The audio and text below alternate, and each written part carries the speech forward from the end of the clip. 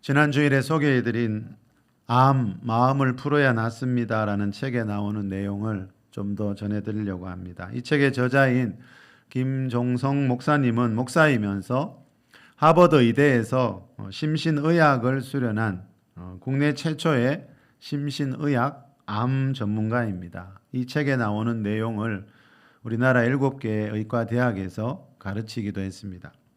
이 책에 보면 기도의학, 명상에서 기도로라는 소제목이 나옵니다. 기도의학, 명상에서 기도로. 자, 기도의학이라는 말은 들어보기 어려운 말인데 미국의 심장병 학자인 랜돌프 버드라는 박사님이 기도, 우리가 좀 전에 기도했죠. 이 기도가 병 고치는 의학, 의술하고 관련이 있는지 10개월 동안 실험한 것을 소개하고 있습니다. 이 박사님이 샌프란시스코의 심장병동에 입원해 있는 환자 393명을 두 그룹으로 나누어서 10개월 동안 실험을 했습니다. 한 그룹은 교회와 여러 단체 사람들에게 중보 기도를 받게 했습니다. 그리고 또 나머지 다른 그룹의 환자는 아무도 기도해 주는 사람 없이 10달 동안 병원 치료만 받게 했습니다. 이 실험 연구는요, 의학적으로 엄격한 기준에 맞춘 임상연구법인 이중맹검법이라는 방법으로 실시되었습니다. 의학계에서 인정하는 방법으로 실시했다는 거예요. 이중맹검법이 뭔가 하면요, 환자 자신도 그분들이 자기를 위해 기도하고 있다는 걸 모르고 그 환자를 돌보고 있는 의사도 간호사도 비밀로 하고 있는 겁니다. 그들에게도 비밀로 하는 겁니다. 자, 그런 실험을 하고 있다는 것을 그 누구에게도 말하지 않는 이유가 뭐겠습니까? 자, 기도 외에 그 어떤 것도 환자에게 영향을 끼치지 못하게 하기 위해서입니다. 단지 환자들을 위해 중보해주는 그 사람들에게는요, 환자의 이름도 가르쳐주고 무슨 병을 앓고 있는지 현재 상태가 어떠한지를 가르쳐주고요, 매일 환자들을 위해 기도한 뒤에 일지를 기록하게 했습니다.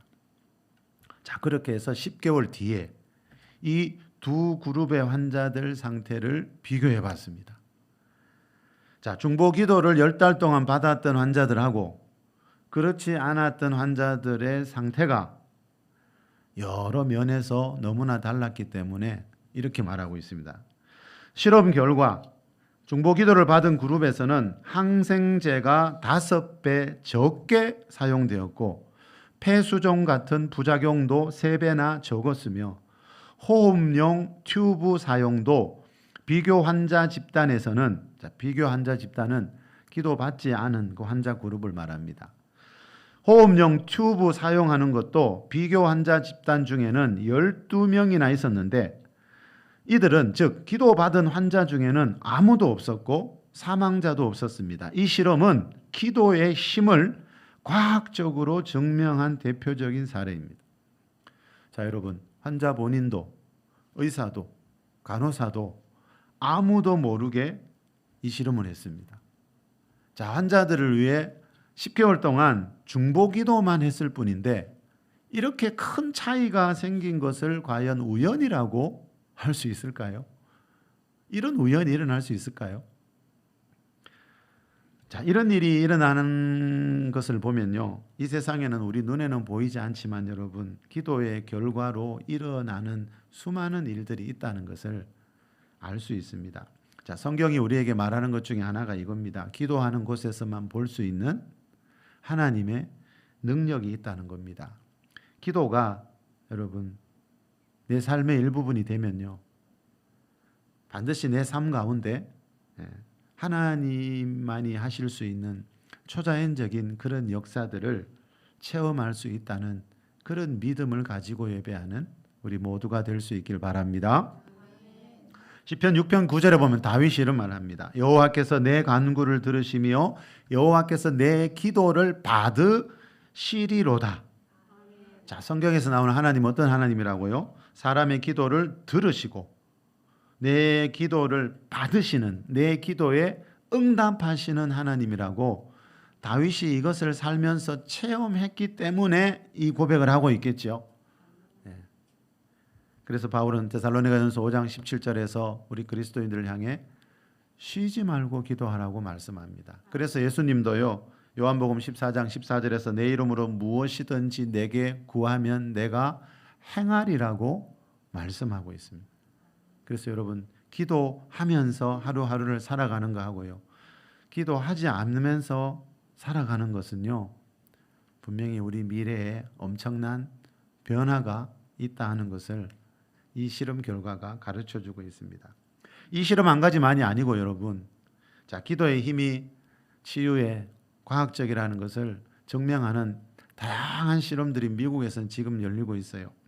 이 실험 한 가지만이 아니라 이 책에 보면요, 미국의 다트머스 히치콕이라는 그 의료 센터에서도 비슷한 연구를 했는데, 심장 수술, 역시 여기는 아까는 심장병 환자였지요. 여기는 심장 수술을 받았던 환자 232명을 대상으로 조사해 보니까요, 신앙이 있는 사람이 없는 사람에 비해 사망률이 3배나 낮았습니다.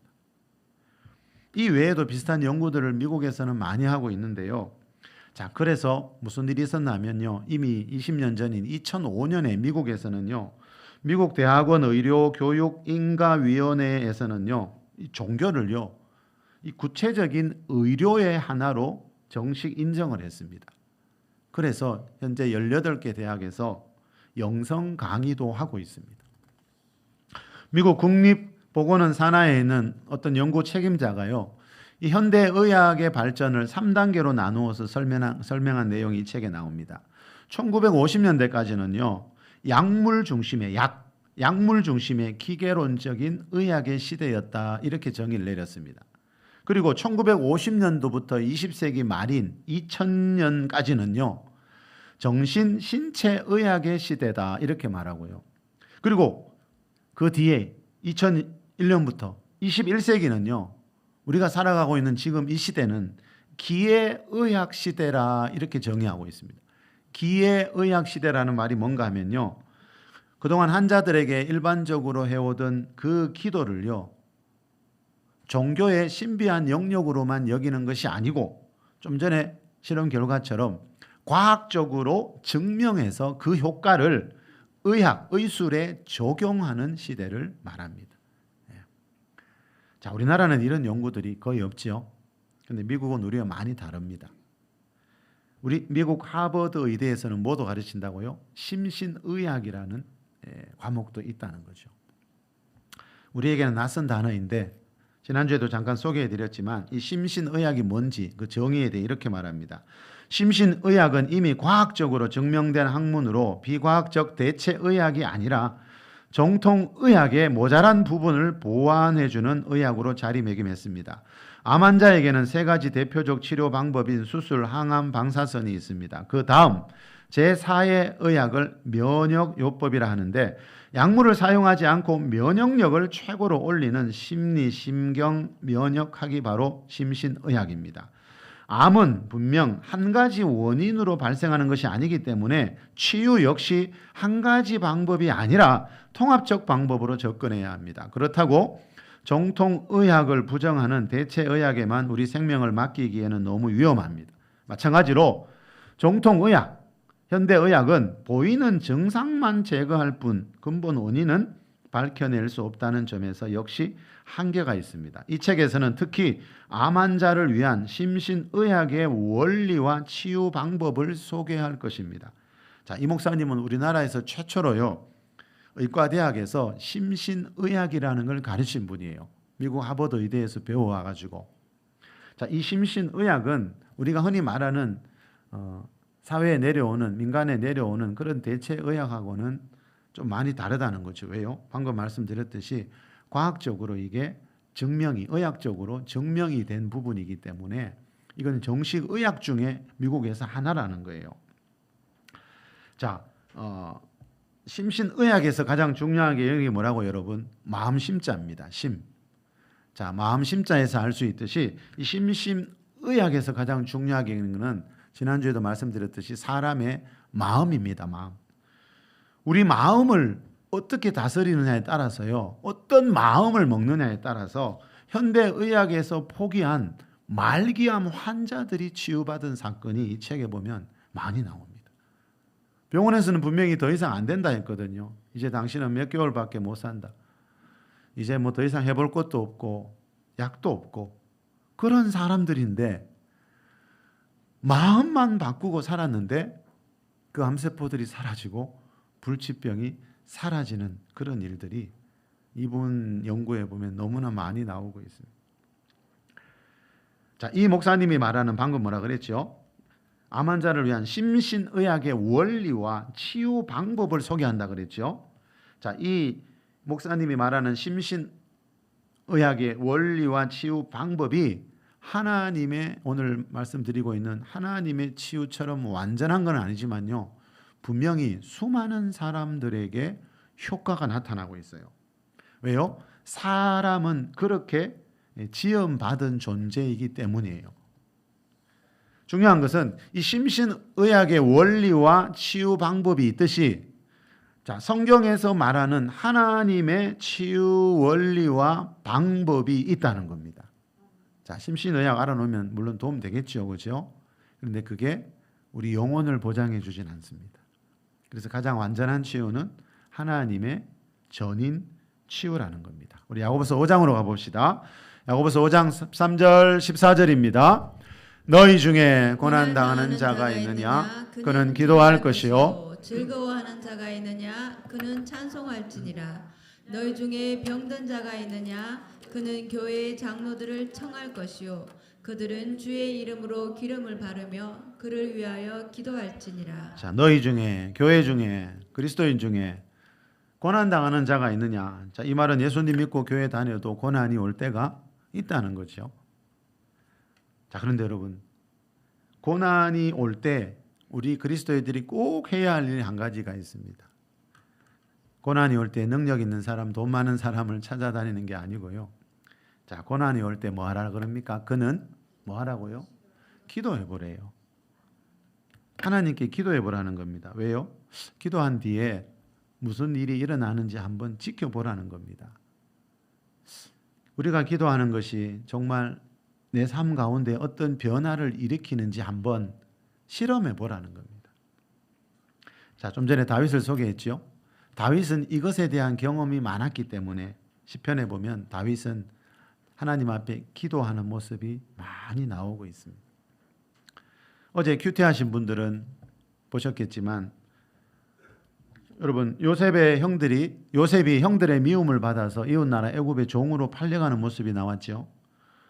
여러분, 대부분의 사람들은요, 그렇게 10대 후반에, 그것도 이웃나라에 종으로 팔려가게 되면요, 평생을 종으로 고생하다가 죽습니다. 그런데 요셉은 애굽에 팔려간 뒤에 어느 날 보니까 애굽의 총리가 2인자가 되어 있습니다. 이게 무슨 말인지 아세요, 여러분? 어떤 사람들은 인생의 고난을 만나면 그 고난 때문에 인생이 끝나버립니다. 안타깝게도. 그런데 어떤 사람들은요, 똑같은 고난을 만났지만 그 고난 속에서 하나님의 손길을, 하나님의 기적을 경험하는 사람도 있습니다.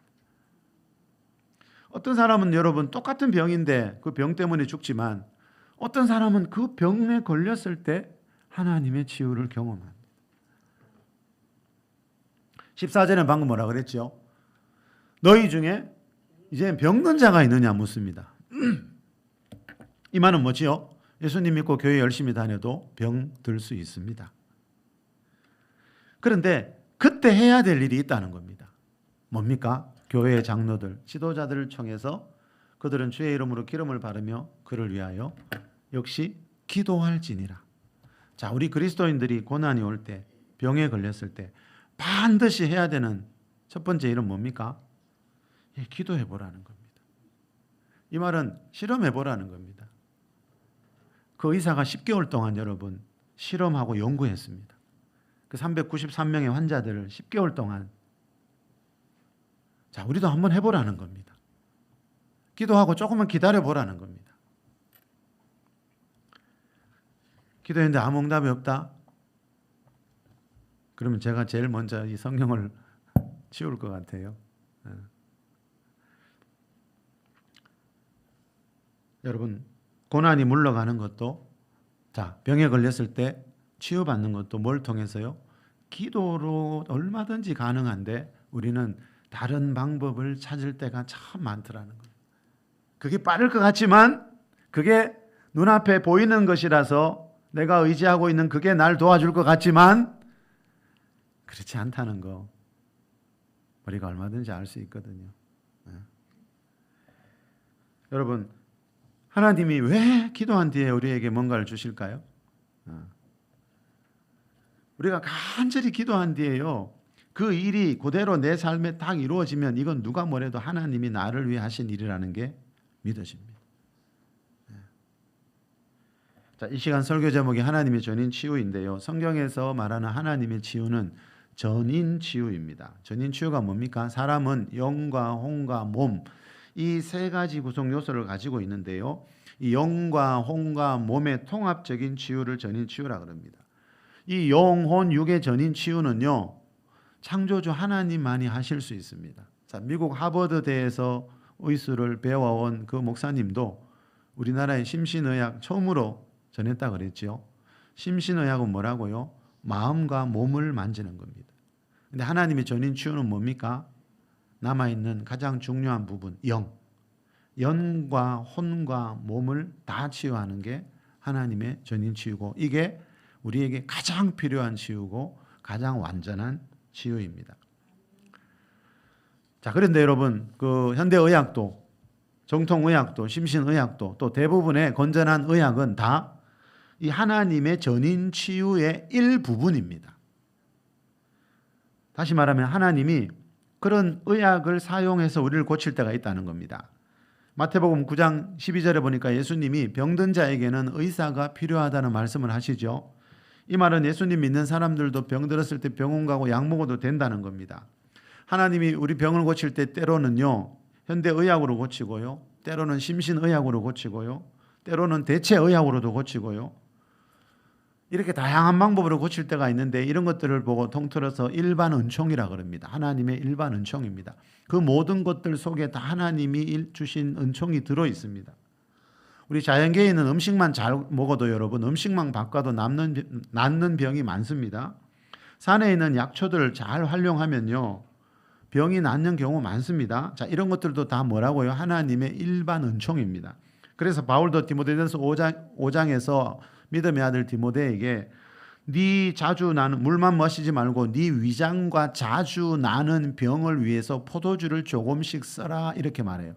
그 포도주를 잘 쓰면 약이 될 수 있습니다. 자, 이런 것들이 다 일반 은총입니다. 그런데 오늘 본문에 나오는 것처럼, 성경에 많이 나오는 것처럼 세상에 있는 어떤 것을 사용하지 않고 하나님이 직접 그 사람을 만져서 하나님이 직접 병을 고쳐주실 때가 있는데, 이것을 특별은총이라 그럽니다. 자, 하나님은 지금 이 시간에도 뭐 하십니까? 이 자연계에 주신 여러 것들을 사용해서 일반 은총으로, 또 하나님이 직접 특별은총으로 다양한 방법으로 모든 병과 모든 약한 것을 고치고 계시는 여호와 라파의 하나님, 치료하는 여호와라는 것을 잊지 않기를 축복합니다. 성경은 우리에게 너희 중에 병든 자가 있느냐? 예수 믿고 교회 다니면서 병들 수 있는데 항상 계속해서 병들어 있으라고 절대로 말하지 않습니다. 이걸 잘 구분하셔야 됩니다. 너희 중에 병든 자가 있느냐? 교회 다니면서 병들 수 있습니다. 그런데 언제나 영원히 병들어 있으라고 성경은 말하지 않습니다. 왜? 우리가 믿는 그러면 하나님이 어떻게 치료의 하나님이 될 수 있습니까? 자, 지금 하나님의 전인 치유 말씀드렸는데, 이 하나님의 전인 치유에서 가장 중요한 것은, 우리가 기억해야 될 것은, 이 좀 전에 심신의학은 어디에서 시작이 된다 했죠? 마음 심자, 우리 마음에서 치유가 시작되는데, 이 하나님의 전인 치유는 시작하는 지점이 마음이 아니고 어디라고요? 영입니다. 영. 이걸 반드시 기억하셔야 됩니다. 데살로니가전서 5장 23절에 사도 바울이 너희의 온 영과 혼과 몸이 예수 그리스도께서 강림하실 때까지 흠없게 보존되기를 원한다 그랬죠. 자, 흠없게 보존되기를 원한다. 한때 아플 수 있습니다. 영혼이 계속 아프지 말라는 겁니다. 흠없게 잘 보존하는 방법이 있다는 겁니다. 우리의 영과 혼과 몸. 자, 현대의학은요, 우리 사람의 영을 믿지 않기 때문에 우리 마음과 생각이 우리 안에 있다는 것은, 마음과 생각이 눈에 보입니까? 안 보이는데 그건 믿어요. 근데 그 혼과는 차원이 다른 영이라는 부분이 있다는 것을 현대의학은 인정하지 않습니다. 그죠? 자, 그래서 현대의학은 아까 이 목사님 말대로 지금 현대의학은 대부분 몸만 고치려고 하고 있고, 그나마 심신의학은 그 몸 외에도 사람의 마음을 고치려고 하고 있고. 자, 이 책에 보면 방금 좀 전에도 말씀드렸지만 현대의학에서 포기한 말기암 환자 같은 분들이 이 심신의학으로 치유받은 이야기들이 많이 나옵니다. 무슨 말입니까? 그 심신의학에서 강조하는 사람의 마음을 치유하니까 몸에 있는 말기암도 불치병도 낫더라는 겁니다. 이 말은 뭔가 하면 사람의 마음과 몸은 연결되어 있다는 겁니다. 사람의 마음이 몸에 직접적인 엄청난 영향을 끼치고 있다는 겁니다. 사람의 마음이 몸을 지배하는 겁니다. 내 마음이 움직이는 대로 몸이 가는 겁니다. 그러니까 이 심신의학은 사람의 마음을 몸보다 더 강조합니다. 이 말은 마음을 좀 돌보라는 겁니다. 대부분의 사람들이 자기 몸을 위해서는요, 엄청난 시간과 돈을 투자해요. 근데 그게 어느 날 다 헛되고 헛되지요. 왜요? 마음을 돌보지 않으니까. 우리가 몸보다 마음을 더 돌봐야 됩니다. 무릇 지킬 만한 것보다 마음을 지키라 그랬죠. 몸에 투자하는 것보다 마음에 더 투자해야 되는데 우리는 이걸 꾸미고 겉모습에 더 많은 걸 투자하죠. 자, 이 책에서도 말하고 있지만 사람의 몸에 생기는 질병의 80%는 마음에서 비롯된다 그럽니다. 그런데 다른 데서 자꾸 원인을 찾다 보니까, 그죠? 그 병의 원인인 마음은 다스리지 않고 몸에 있는 증상만 없애려고 하니까 수많은 부작용이 일어나고, 또 어떨 때 나은 것 같은데 재발되고, 자, 그런 일이 생기는 겁니다. 그래서 이 책 제목이 뭐라고요? 마음을 풀어야 낫습니다. 자, 심신의학의 시작은 어디라고요? 마음입니다. 사람의 마음을 만지니까 몸에 있는 병이 낫더라는 겁니다. 이게 과학적으로 증명됐습니다. 자, 그런데 하나님의 전인 치유는 시작이 어디라고요? 마음이 아니고 영입니다. 영. 자, 하나님은 사람의 영을 먼저 고쳐서 마음에 있는 병과 몸에 있는 병까지 고친다는 뜻입니다. 자, 심신의학은 몸에 병이 있지만 그거 놔두고 마음을 고쳐서 몸에 있는 병까지 고치잖아요. 근데 하나님의 전인 치유는 뭐라고요? 이 몸과 마음의 병이 있지만 이 몸과 마음 이걸 고치기 전에 하나님은 먼저 뭐를요? 영을 고치시고 난 뒤에 마음과 몸에 있는 병을 고치신다는 겁니다. 자, 영과 혼과 몸은 서로 연결되어 있기 때문에요. 자, 마음과 몸이 연결되어 있듯이 영도 이 마음과 몸에 연결되어 있기 때문에 그 사람의 전부가 온전히 고침받기 위해서는요, 가장 먼저 영부터 고침받아야 됩니다. 자, 성경은 영과 혼과 몸 중에 영을 가장 중요하게 여깁니다. 심신의학은 마음과 몸 중에 마음을 중요하게 여기듯이 하나님의 전인 치유는, 성경은 그 몸, 마음보다도 영을 더 중요하게 여기고 영부터 치유한다는 거죠. 왜요? 하나님이 사람을 창조하실 때 영을 가진 영적인 존재로 만들었기 때문입니다. 왜요? 영이 거듭난 사람만이요, 영이 거듭난 뒤에야 하나님이 마음과 몸을 만지시는 치유를 경험할 수 있다는 겁니다. 그리고 영이 거듭나는 게 왜 중요합니까? 영이 치유받는 게 중요한 가장 결정적인 이유는 하나님 계신 천국은 영이 치유받고 거듭난 사람들만 들어갈 수 있기 때문입니다. 그래서 영이 가장 중요합니다. 심신의학으로 마음과 몸에 있는 병, 불치병 나았어요. 그런데 죽어서 지옥에 간다면 그것도 아무 의미가 없다는 거죠. 그때는 잠깐 좋았지만. 자, 심신의학이 주는 기쁨은 잠시이지만요, 하나님의 전인 치유가 주는 기쁨은 영원합니다. 요한복음 4장 24절을 보니까 예수님이 하나님은 영이시니까 예배하는 자들은 영과 진리로 예배할지니라 그랬죠. 자, 하나님은 영이시기 때문에요, 그 영이신 하나님과 교제하고 하나님을 예배하고 하나님을 사랑하기 위해서는 하나님처럼 영이 있어야 합니다. 그래서 하나님이 사람을 창조하실 때 동물에게는 주시지 않은 영을 사람에게는 주셨습니다. 영이신 하나님과 교제하고 영이신 하나님 예배하고 영이신 하나님 사랑하면서 살자는 겁니다. 자, 동물도 하나님이 창조한 피조물이지만 동물들이 하나님을 예배하지 않는 이유는 동물들은 영이 없고 혼과 몸만 있습니다. 영이신 하나님은 영을 가진 영적인 존재인 사람만이 예배할 수 있습니다. 여러분, 사람이 영을 가진 영적인 존재라는 것은요, 교회 안 다니는 사람을 봐도 세상 사람들을 봐도 금방 알 수 있어요. 이 세상에 있는 수많은 종교를 보면 금방 알 수 있어요. 여러분, 세상에 신이 왜 그렇게 많을까요? 뭐 일본에는 800만 개의 신이 있다 말도 있죠. 우리나라도 온갖 데가 다 신이죠. 나무도 산도 온갖 게 다 신이에요. 우리나라도 보면. 왜 이렇게 세상에 사람들이 신으로 여기는 존재가 많을까요? 여러분, 이 세상이 처음 창조될 때는요, 이 세상을 창조하신 창조주 하나님이라는 신 외에는 없었습니다. 그런데 지금은 나라마다 도시마다 수많은 신들이 있습니다. 사람은 영을 가진 영적인 존재이기 때문에요, 뭔가 자꾸 섬길 대상, 섬길 신들을 만들어내고 있는 겁니다. 그런데 여러분, 영이 있기는 있지만 예수님 믿지 않는 사람들의 영은요, 죄로 인해 죽은 상태로 있기 때문에, 죽은 영을 가지고 있기 때문에 그 영이 창조주 하나님을 예배하는 것이 아니고 사람들이 만들어 놓은 다른 신들을 찾아서 헤매고 있다는 겁니다. 에베소서 2장 1절을 보면 예수님 믿지 않는 사람들은요, 하나님이 창조하신 최초의 사람 아담이 물려준 죽은 영을 가진 채로 태어나서 살아가고 있습니다. 자, 창세기 3장에 나오듯이 하나님이 먹지 말라고 한 선악과를 아담이 먹으면서 하나님 말씀 어기면서 죄를 지었을 때 무슨 일이 있었습니까? 그 죄의 결과로 아담의 영이 죽었습니다. 하나님이 아담 보고 분명히 말씀했죠. 동산 나무의 모든 나무는 열매는 먹어도 되지만 그 선악을 알게 하는 나무의 열매 먹지 마라.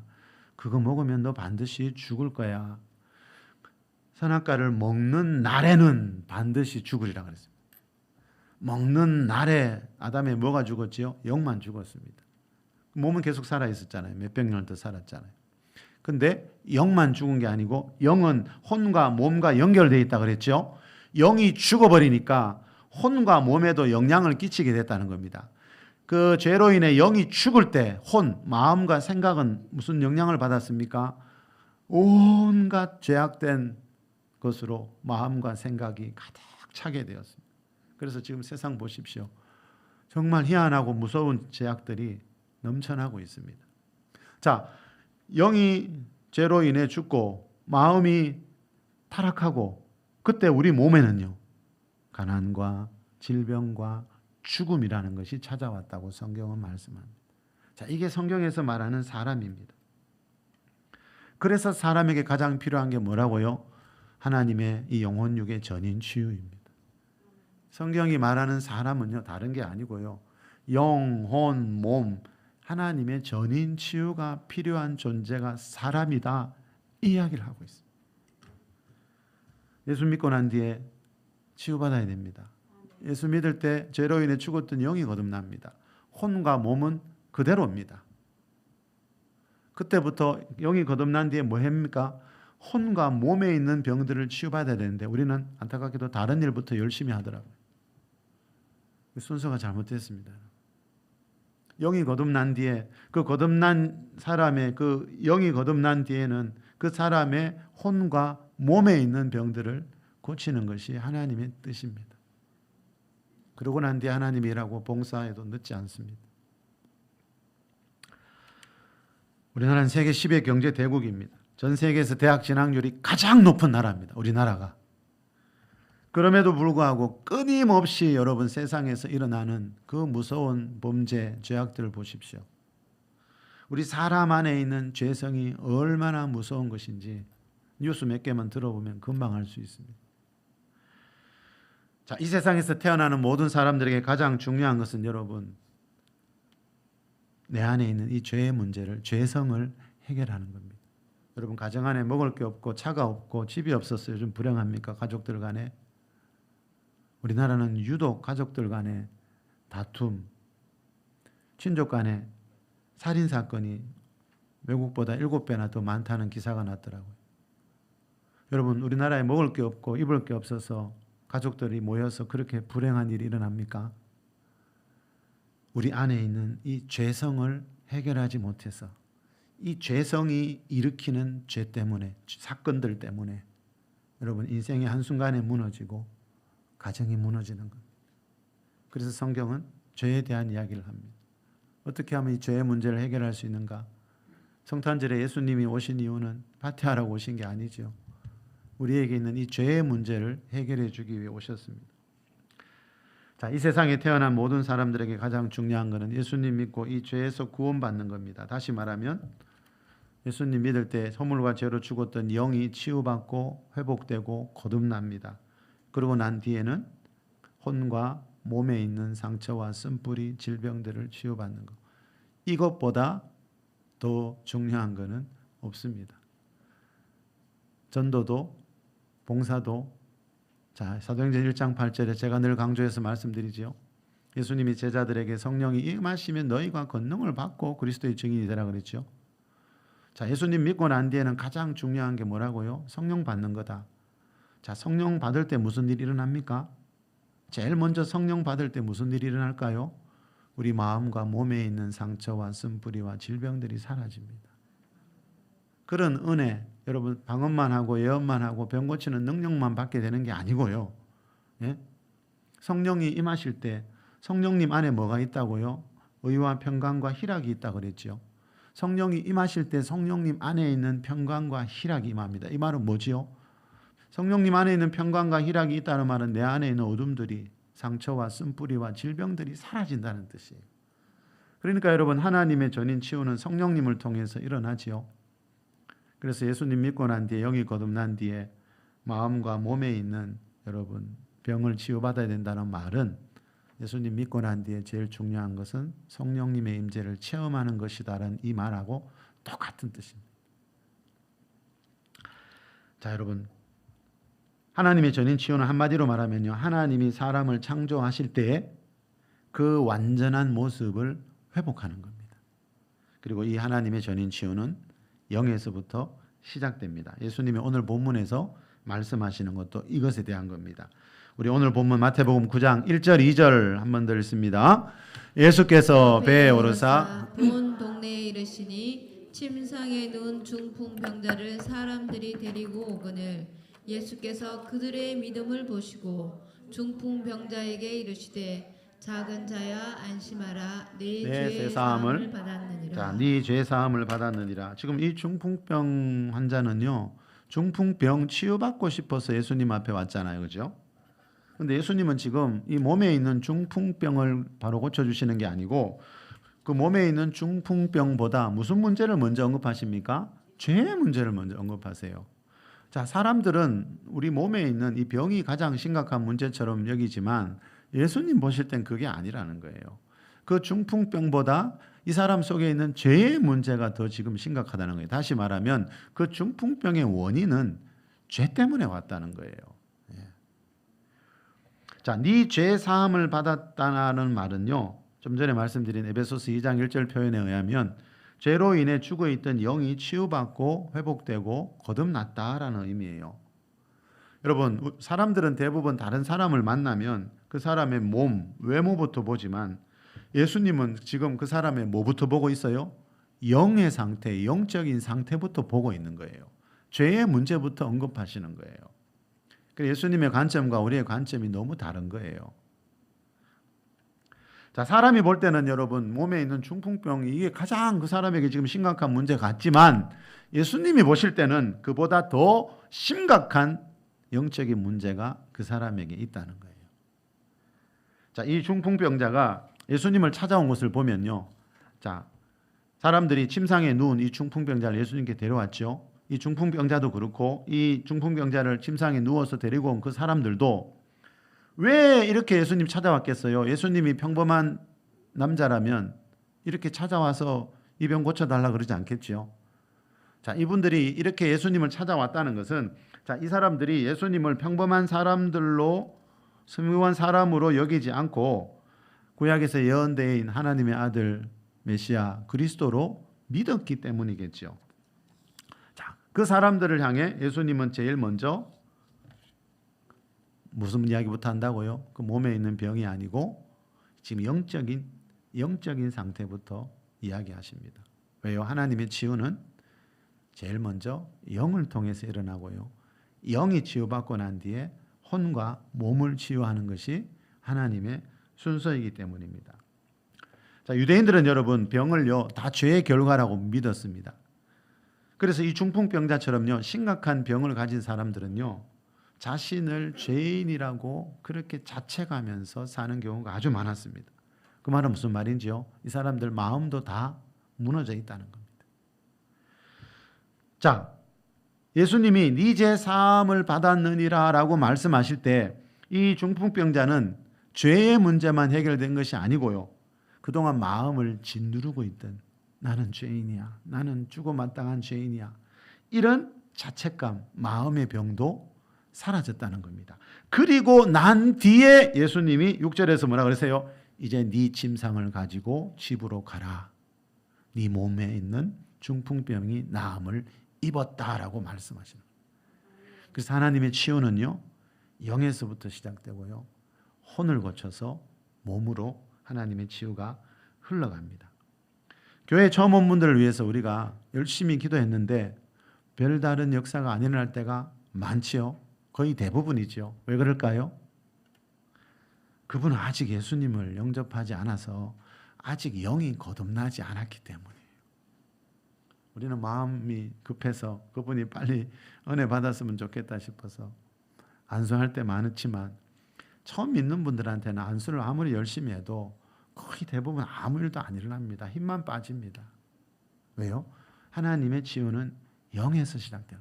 그 사람이 그 마음에 있는 상처, 몸에 있는 병을 치유받으려면 예수님을 믿고 영이 거듭나야 돼요. 그 영적 기도부터 해야 돼요. 자, 예수님이 우리를 죄에서 구원하기 위해 십자가에서 피 흘려 죽으셨다는 것을 믿을 때 죄로 인해 죽어있던 그 사람의 영이 거듭나게 됩니다. 이게 성경에서 말하는 거듭남이고 중생이고 죄에서의 구원이죠. 자, 먼저 영이 거듭난 뒤에 하나님은 반드시 그 사람의 마음과 몸을 만지시려고 하는데 문제는 우리가 예수 믿고 영이 거듭난 뒤에 다른 데 더 관심을 가지다 보니까 교회를 다닌 지 아주 오래된 사람들도 마음과 몸에 가지고 있지 말아야 될 많은 것들을 가지고 있는 경우를 보게 됩니다. 그건 흠없는 게 아니죠. 분명히 예수님은 사도 바울을 통해서 너희의 온 영과 혼과 몸이 흠없게 보존되기를 원한다 말씀했잖아요. 자, 이 말은 예수 믿고 영이 거듭난 뒤에 하나님은 그 사람의 혼과 몸도 고치려고 하는데 문제는 뭐예요?